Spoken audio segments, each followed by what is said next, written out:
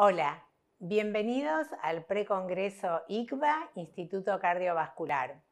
Hoy vamos a participar de una controversia que sigue estando en el tapete, una pregunta que todavía podemos discutir intensamente y es: ¿la cirugía de revascularización es el mejor tratamiento en la miocardiopatía dilatada isquémico necrótica?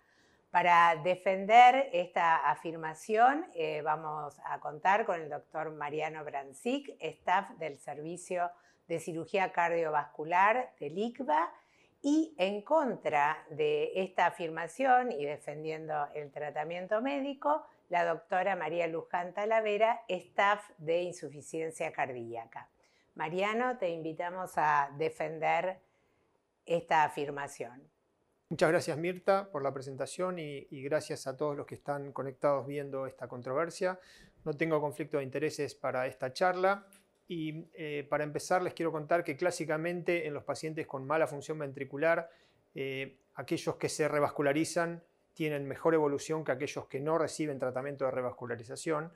Y por otro lado, el mejor tratamiento de revascularización clásicamente ha sido la cirugía versus la angioplastia.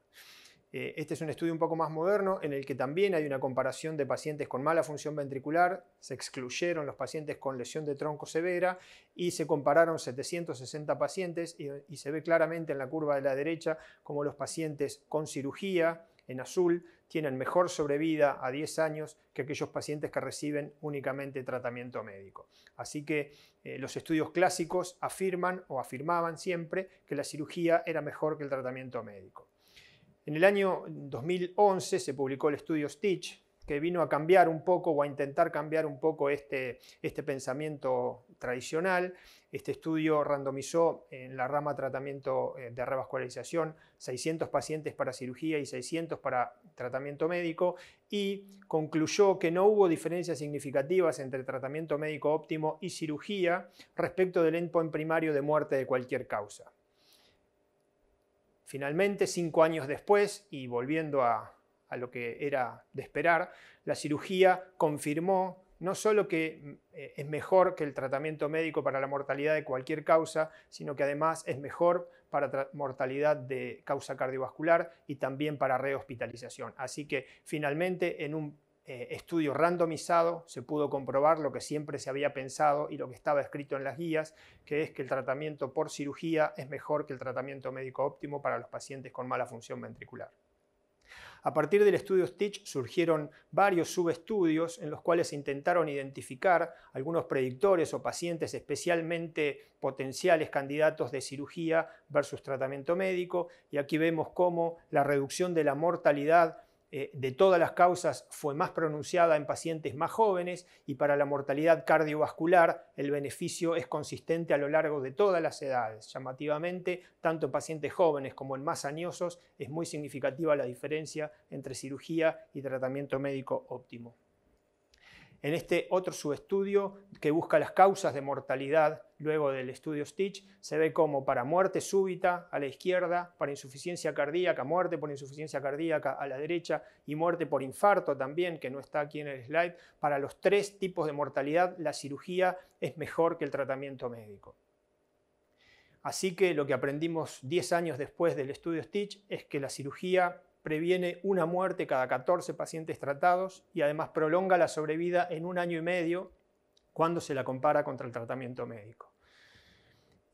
Otros autores han intentado identificar factores pronósticos sobre los cuales basarse para la selección de los pacientes, y este es un estudio publicado en 2014, también surgido del estudio STITCH, donde se ve que para pacientes con 3 vasos, fracción de eyección menor a la media y índice de volumen de fin de sístole superior a la media, se tomaron 2 grupos, aquellos pacientes que tenían ninguno o un factor y aquellos pacientes que tenían 2 o 3 factores.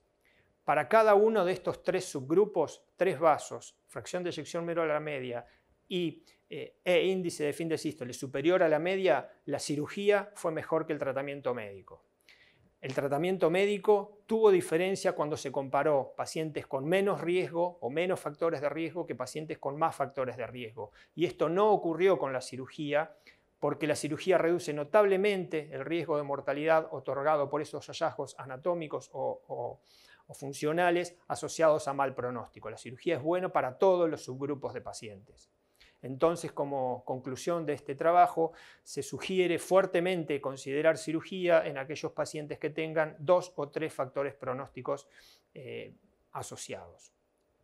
No solo la cirugía mejora la sobrevida, sino que además mejora la calidad de vida. En este estudio también de la rama de revascularización Stitch se ve como para calidad de vida global como para angina, la cirugía es mejor que el tratamiento médico óptimo.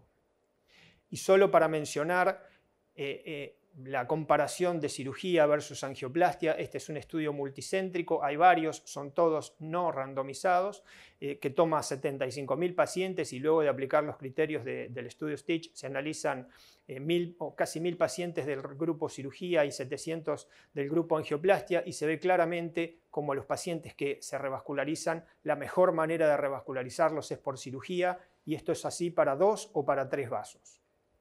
Ahora, ¿qué tipo de cirugía deberíamos usar en estos pacientes? Este es un estudio tomado de la base de datos de cirujanos torácicos americana que seleccionó pacientes menores del 30% de fracción de eyección, 25.000 pacientes, y los dividió en aquellos con circulación extracorpórea, que son la mayoría para experiencia americana, y sin circulación extracorpórea. Y se ve claramente como la cirugía sin circulación extracorpórea se asocia a menor riesgo de morbimortalidad, menor stroke, menor mortalidad hospitalaria, menor ventilación prolongada. Así que la cirugía sin bomba es mejor que la cirugía con bomba para estos pacientes con mala función ventricular.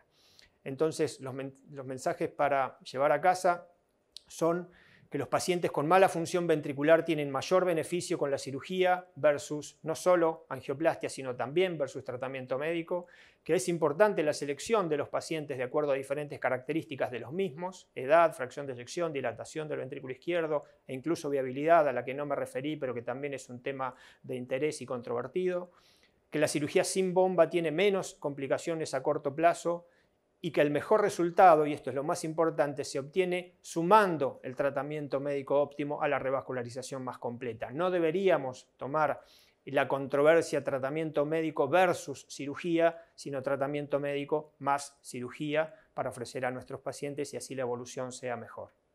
Muchas gracias. Gracias Mirta, gracias Mariano por tan detallada revisión bibliográfica acerca del favor de la cirugía de revascularización en esta población tan especial de pacientes.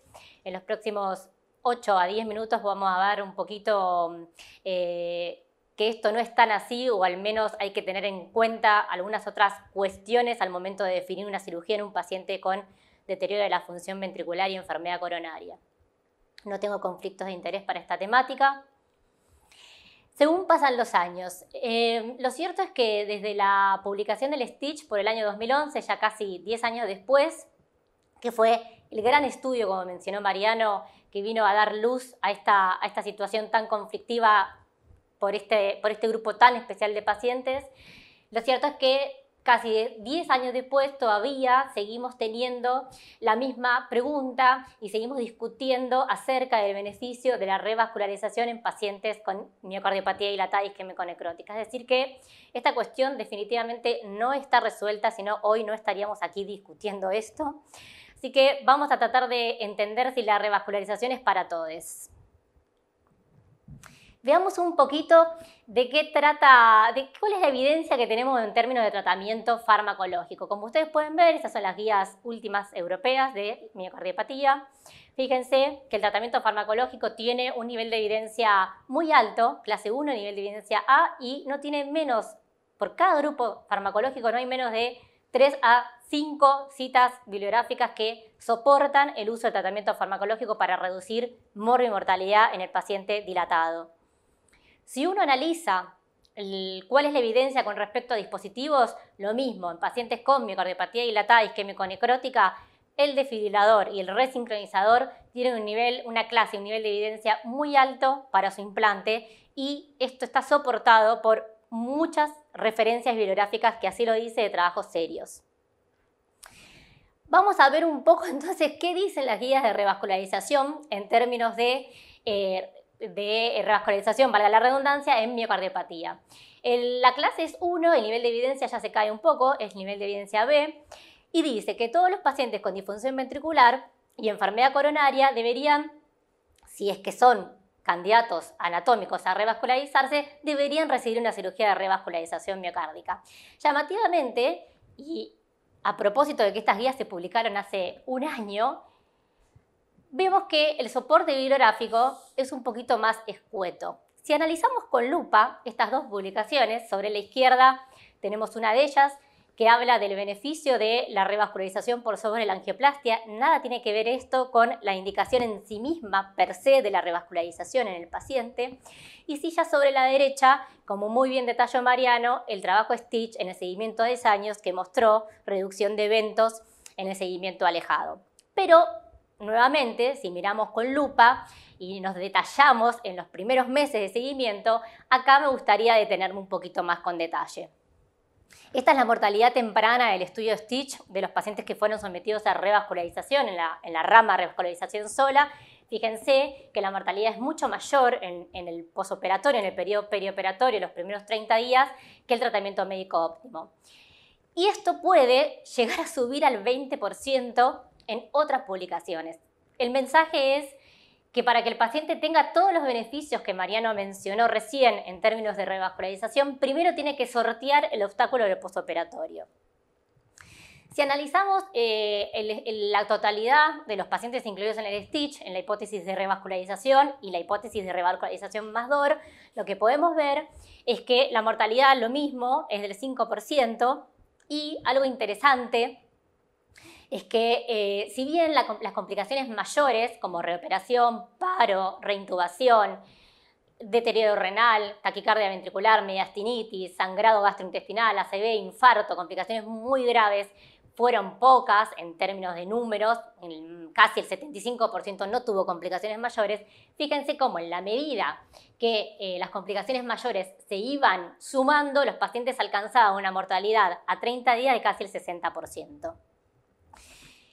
Si vemos las variables posoperatorias en el análisis multivariado que se asociaron a estos eventos adversos, a peor evolución, vamos a ver que variables como deterioro renal, presencia de anemia, fibrilación auricular, enfermedad vascular periférica, son todas variables que se asociaron a complicaciones y a muertes, y es algo importante a tener en cuenta al momento de decidir la cirugía de un paciente. Voy a pararme en el diámetro de fin de sístole del ventrículo izquierdo como una variable asociada a riesgo. El diámetro de fin de sístole del ventrículo izquierdo debería entenderse como la presencia de escara, de remodelado, y esto es algo no menor al momento de definir la cirugía, porque como vamos a ver ahora, siempre lo que tenemos en mente es cuánto va a recuperar función ventricular el paciente con la cirugía. Este parámetro, que es súper importante en esta población de pacientes, no está en los scores habituales quirúrgicos como el Euroscore o el STS. Así que me parece que es importante que miremos bien detalladamente cada caso al momento de indicar la cirugía. Así que hay que seleccionar a los pacientes de acuerdo a las comorbilidades, porque antes de tener beneficio tienen que pasar el posoperatorio. La viabilidad como variable decisiva, esto es algo que me parece que es muy importante conversarlo.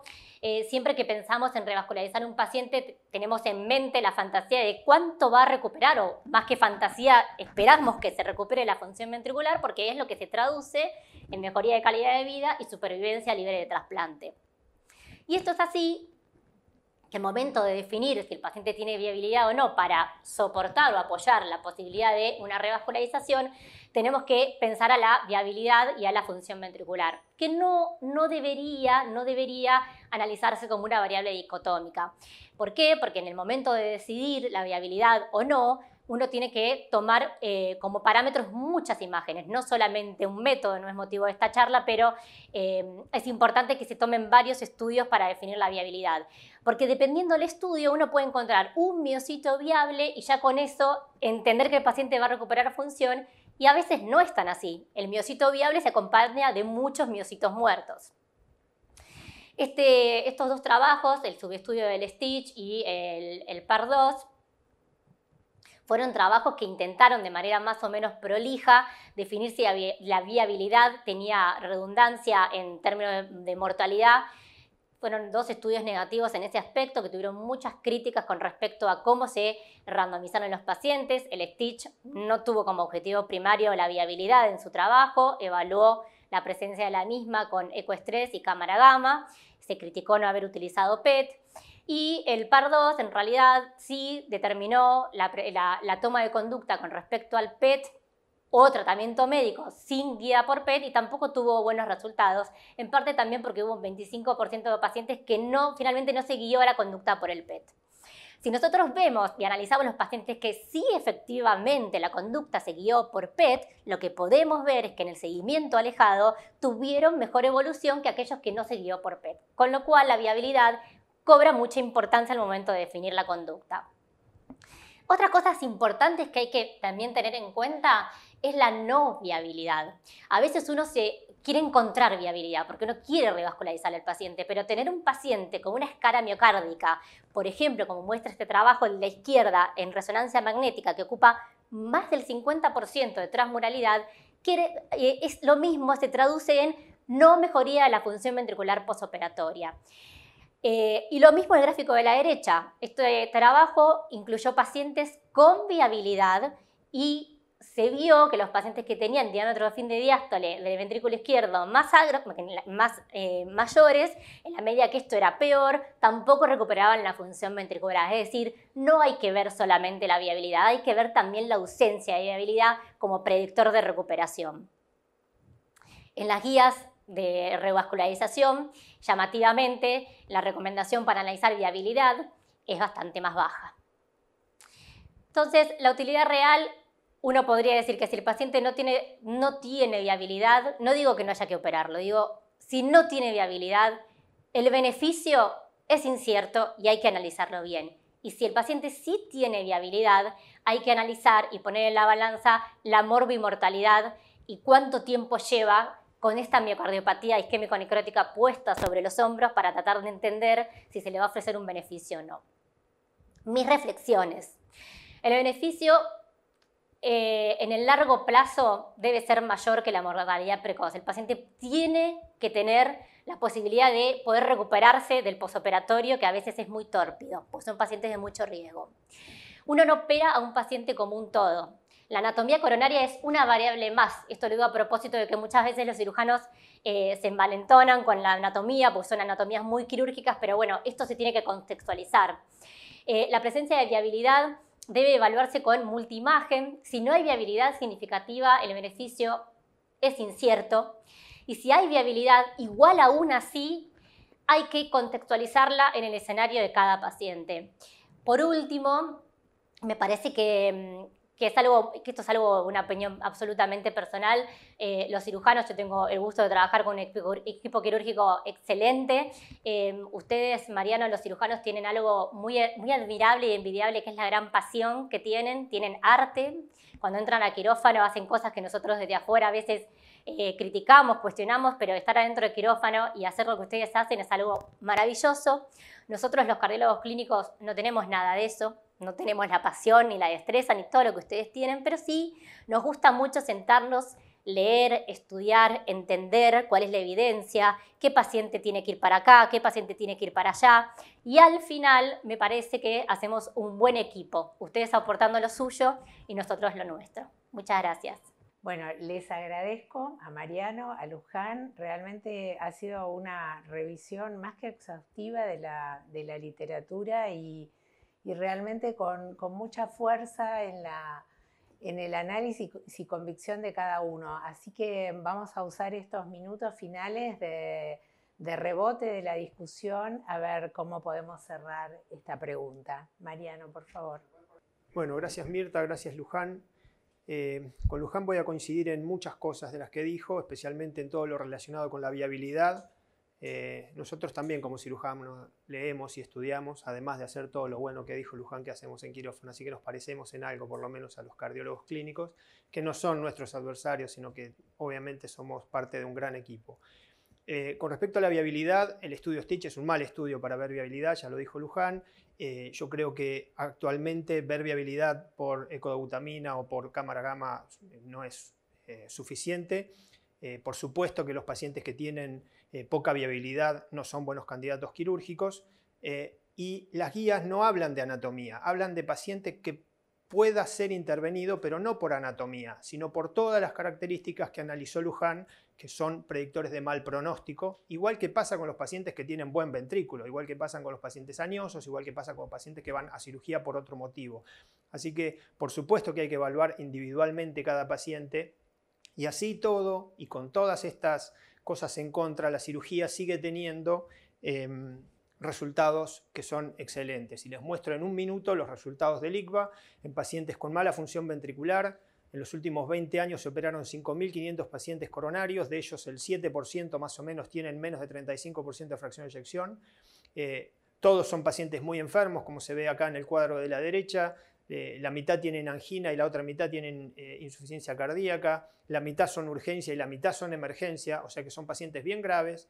Y como dijimos, analizando individualmente uno a uno, pudimos hacer más de 3 puentes en cada uno de ellos. Esto habla de revascularización completa. Utilizamos en casi el 80% de los casos 2 arterias mamarias, que son los 2 mejores conductos que se pueden ofrecer a los pacientes. En prácticamente todos hicimos cirugía sin circulación extracorpórea, que es lo que dicen los estudios como vimos que hay que hacer. Tuvimos pocas complicaciones posoperatorias, como ustedes ven ahí, y fíjense una mortalidad en pacientes electivos que es muy baja, y en pacientes no electivos, es decir, la mortalidad global para urgencia y electivos también es similar a la que se presenta en un estudio multicéntrico como es el estudio Stitch, que es el estudio de referencia para estos pacientes. Así que la cirugía sigue siendo, y creo que va a seguir siendo, el mejor tratamiento para estos pacientes. Fíjense la sobrevida, 65% de sobrevida alejada en este grupo tan grave de pacientes. La cirugía más el tratamiento médico óptimo, incluso con resincronizador, incluso con cardiodefibrilador, son el tratamiento ideal para estos pacientes tan graves. Muchas gracias. Gracias Mariano, gracias Mirta. Un poco apoyando lo que comentaba recién Mariano Brancic acerca del entorno quirúrgico donde el paciente va a ser sometido, me parece que es sumamente importante tener en cuenta esto. ¿Qué cirujano y qué centro quirúrgico y qué rehabilitación cardiovascular va a tener este paciente? Que son, como mencionamos antes, pacientes de muchísimo riesgo. Un centro quirúrgico se define como que tiene experiencia y que debería tener por lo menos 200 cirugías al año, esto es recomendación de guías. Debe tener por lo menos una mortalidad en el paciente con miocardiopatía dilatada similar al Stitch, si queremos reproducir estos resultados favorables que tuvo este estudio. Y algo muy importante, que esto no está escrito en ningún lado, pero sí creo que vale la pena recalcarlo, resaltarlo, es que la recuperación cardiovascular tiene que estar a la altura de las circunstancias. Tiene que tener la posibilidad de asistir al paciente, ya sea con balón de contrapulsación, ECMO, y eventualmente ofrecerle la posibilidad de un trasplante, porque sería realmente una pena uno decidir en un equipo multidisciplinario intervenir en un paciente de estas características, que se complique y que uno no tenga darle la chance posterior de que viva. Así que me parece que el entorno del centro donde se va a hacer la cirugía es súper importante. Y también algo que no se mencionó, que tener presente que estamos siempre hablando de cirugía aislada y en muchas ocasiones estos pacientes van a cirugía combinada y que el posoperatorio del paciente que ingresa con insuficiencia mitral y sale con la válvula corregida puede ser muy distinto de acuerdo a si se reparó o no se reparó.